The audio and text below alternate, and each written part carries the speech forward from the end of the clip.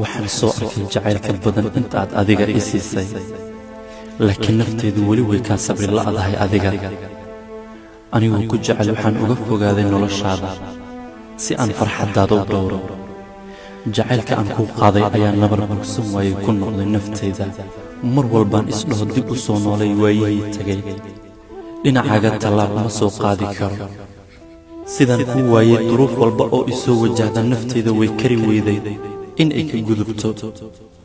dadkoo idil waxay iigu hambaliyayaan horumarka aan ka gaaro nolosha, laakiin aniga keliya waxa ii muuqda ayaa ah in aan ku waayey adiga. haddii aan ogaan lahaa inaan ku weyn doono jacaylkeena kadib, maalin walba waxaan soo bilaabi lahaa barashadaada. qof walba nolosha ku kulanno wuu yaqaan qofkaad tahay adiga, waayo in la ibarto ayaa ka mid tahay adiga.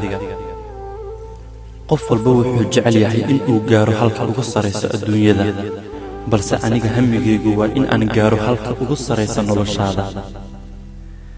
adiga ahaa jacaylkayga hore, maantana xasuus iyo qiso aan ka sheekeeya ayuu noqday jacaylka.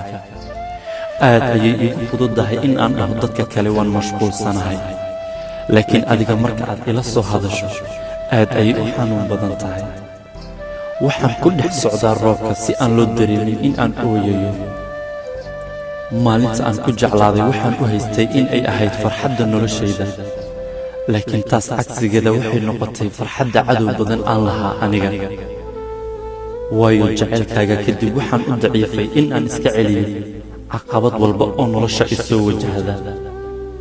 sidaa ay tahay welina waan ku jeclahay adiga, rajana waan kaa qabaa.